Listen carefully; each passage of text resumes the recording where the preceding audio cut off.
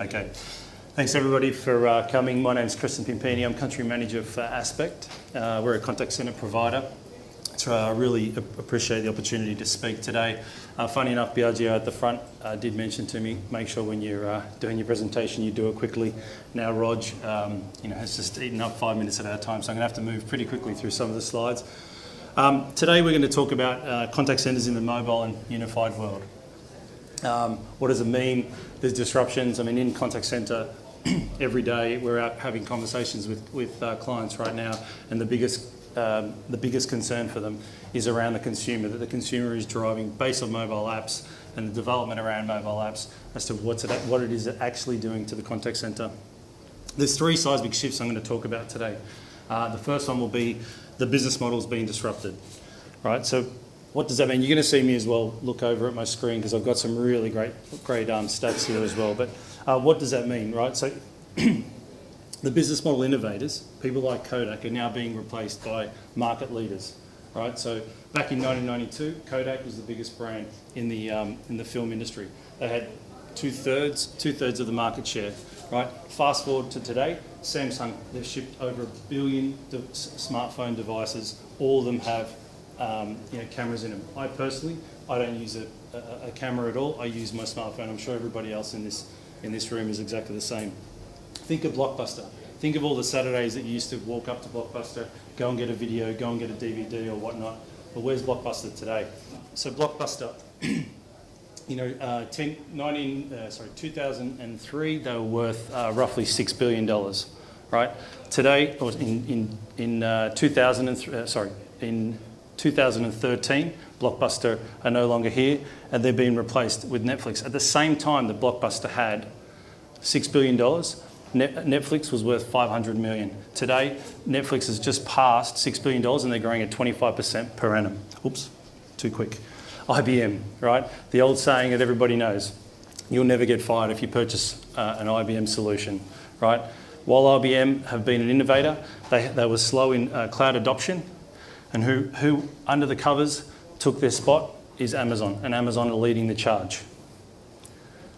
So not only is the market rewarding, right, but industry disruption, not only is it innovators being disruptive for major brands, it's actually industries that are being disrupted. Look at Airbnb. I don't know about how many of you guys, but I'm about to take a holiday. The first thing my wife and I did was look on Airbnb. We didn't go on to Qantas. Where are we going to go to? We're going, okay, let's have a look at Airbnb. They're disrupting the hotel and B&B industries. I mean, their net worth is phenomenal. Lending Club. I don't know if anybody even knows who Lending Club is. I didn't know until 4 months ago. But this company is now valued, they've just floated, and they're valued in the US at $6 billion. They're a peer-to-peer lending, right? And they're clearly disrupting the whole industry of finance. Uber, I'm sure everybody here, I hope everybody here has at least used Uber, right? But Uber is, and I've got some great stats for you, but Uber is an amazing, amazing organisation, right? They've only been around for 6 years. There are more Uber cars registered in New York than actual taxis. Like if you stop and think about that, that is phenomenal. There is 3 times the number of Uber cars registered and active in San Francisco than there are taxis. Like the whole industry is disrupted. I said to my wife coming back, I only used Uber last year when I was in San Francisco, and I said to my wife, it's amazing. I can't believe some guy picks me up in his car. It's really clean. He's really friendly with me. I get in the car, I get out of the car, we don't change any money, and I have a great experience. And I get to rating, which is just brilliant. I love it. It's getting adopted slowly here in Australia, and I think you'll see more and more about Uber probably in the news, actually. If we have a look here, this is some good stats for you as well. In January 14% of business travellers going in North America were actually using Uber. Fast forward just to March 2015, 47%, right, of business travellers are now using Uber. That's pretty impressive. I mean, that's a great uptake, right, of the technology. The industries, as I said, are being disrupted, and this is a great slide. Airbnb now is again, is now bigger than, this is the Hyatt Group. This is Starwood, right? Starwood is the biggest hotel group in the world. Have a look at Uber, where they sit versus United Airlines. Uber's bigger and is bigger and actually moves more more people than United and Delta Airlines. It's amazing. Like just all they do is move people from A to B. And Lending Club, just in 4 months, they're now bigger than Cash America.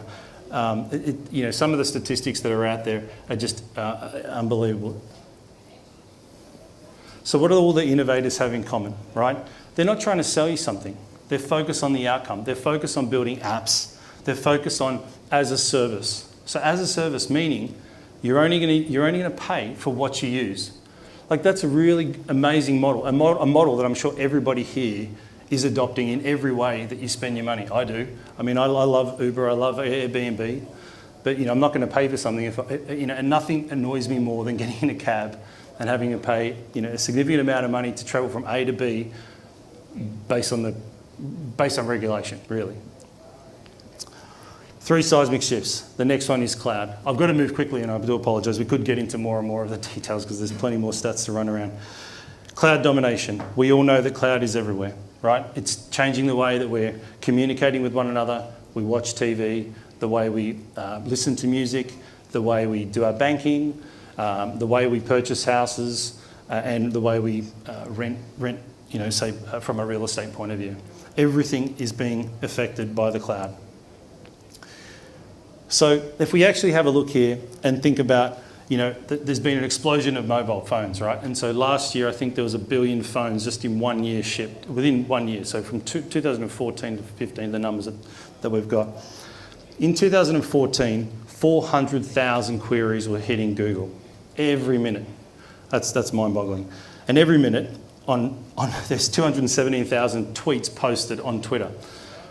Fast forward 1 year. I'm not going to get into all of them, but fast forward 1 year. 2.4 million searches on Google every minute. I can't believe that. That is just amazing. That's a 6 times multiplier in 1 year. And that's all being driven by mobile apps. 528,000 posts with Twitter. I only got onto Twitter just to follow a few people and read the news. Now I'm tweeting friends. I'm actually having DMs with my friends. I'm actually now reaching out to brands and getting assistance. I just did it. Great example is ASOS. My wife, she did bought some stuff, and she bought 4 or 5 extra things that she needed, of course. Decided she needed to ship back 2 or 3 of them, and I didn't know how to get onto them. I sent them an email. We'll respond to you in 72 hours. I'm like, that's not good enough. So first thing I did, I went onto Twitter, tweeted on their helpline. Someone came back to me within 6 hours with a result, which was just brilliant. So cloud's an integral part of the business, right? 3 of the key things I like to talk about. One is that 88% of businesses today, right now, are using cloud. Could be an app, could be email, could be Salesforce, could be anything, right? 63% of businesses are using some form of private cloud.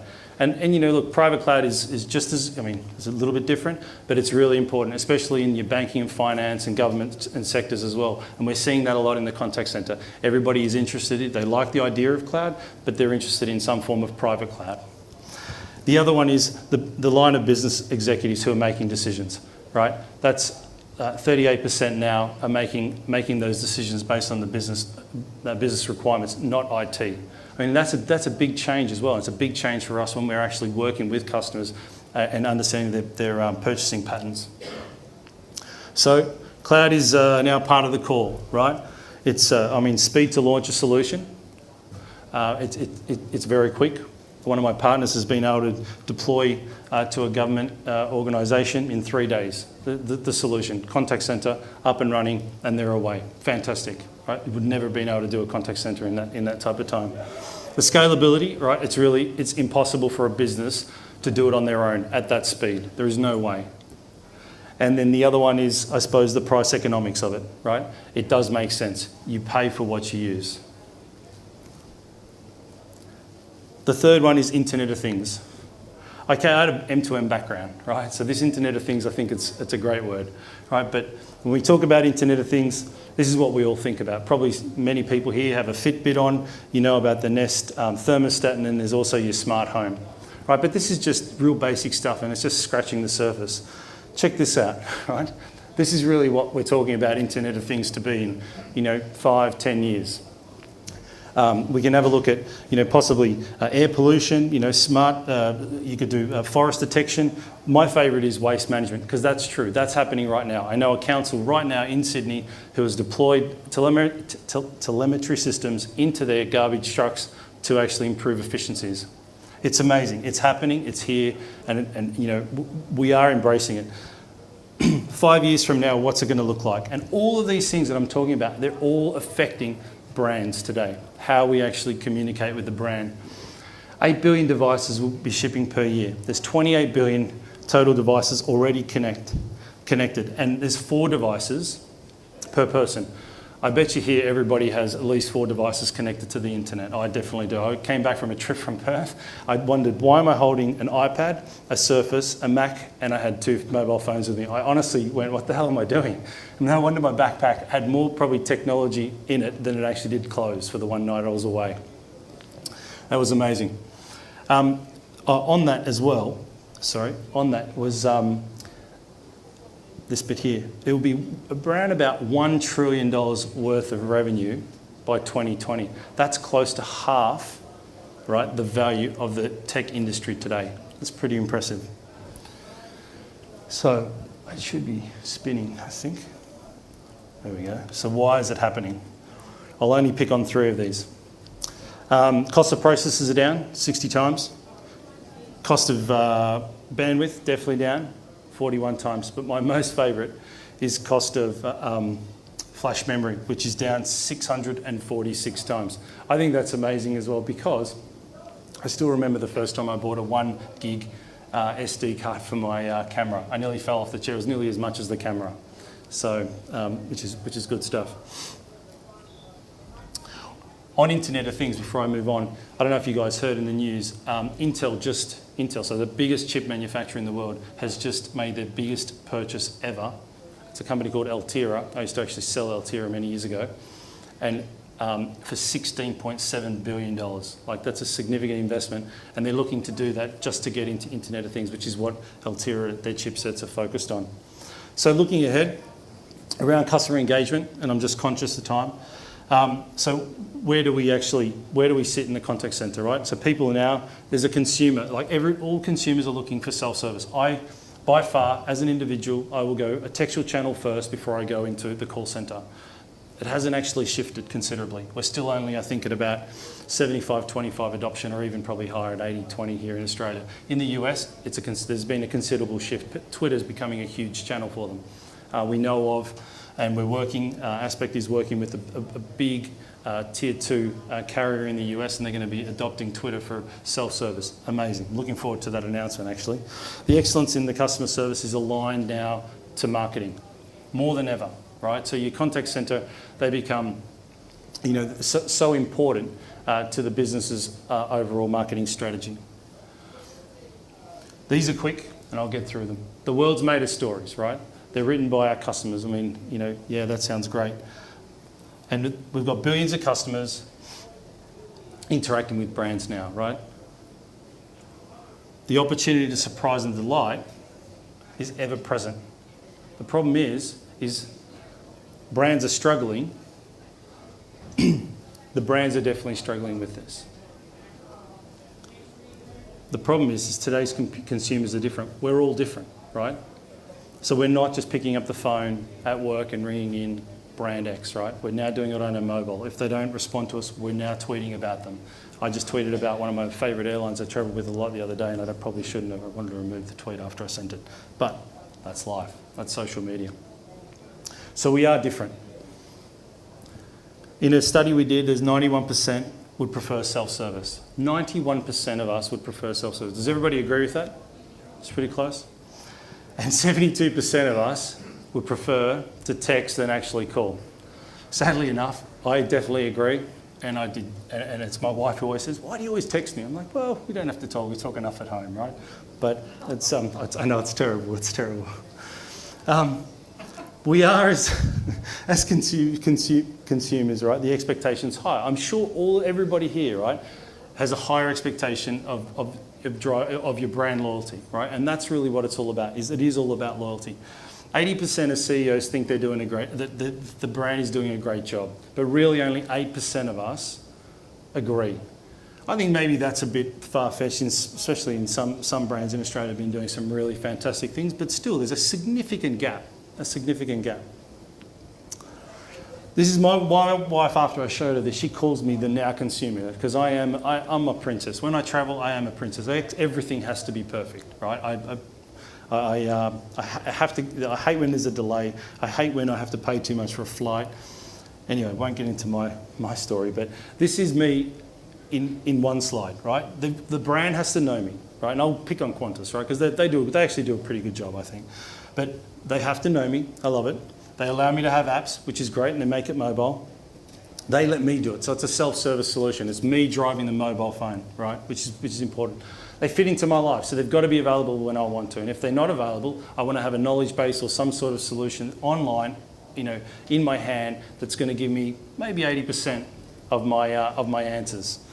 They're going to save me time, of course, but also make me smarter, or at least make me look smarter. Make me look smarter, most probably to my wife, is more important than anybody. So we always, at Aspect, we're talking a lot about this, and we're undergoing a power shift, right? From brand to the consumer. So it's the consumer who is driving. We all think that has been the case to date, but it's not. The fact that we can get on a mobile phone, and in this room, all of you guys get on the same brand and actually hammer that brand all about the same thing, there will just be a monster spike on social media around this one particular issue that maybe we all complain about. One room of people can just, ruin a new marketing campaign just on social media. Right, so there is definitely a power shift that we've been seeing. So going back to what we were talking about, everything changing. So we've got cloud, which is really important. So we've got with the cloud, it's a speed, scale, and price. Excuse me. The agents are now subject matter experts. What does that mean? Right, by the time you get to the agent. Right, so if you are saying that you want to actually have a self-service solution, 91%, by the time you get there, you want 91%, give or take, of the job done. You only want them to help you right at the death, whatever that is. So they really need to know their stuff, which is really important. And of course, moving to self-service. Aspect is banging on about self-service at the moment. It's probably our biggest push and biggest marketing campaign, and we've got one of our partners deploying right now our solution. It really is amazing what you can actually do from a textual perspective. 3 minutes to go, and I'll quickly go because I know Biagio wants to get some drinks going. The key around this slide is driving loyalty. Everything about the brand right now is about driving loyalty. You think of how powerful, right, Qantas Club is to that business. They look to sell it off. The Qantas Club is probably one of the most recognised loyalty programs in an airline around the world. Why and what do they need to do? So it's increase interactions with the customers, improve the satisfaction, have some sort of self-service solution that the customers can actually become more empowered, and at the time of conversation with the agent, they maximise the agent's value. That's it. I quickly ran through it. Hope you guys enjoyed it. Cheers.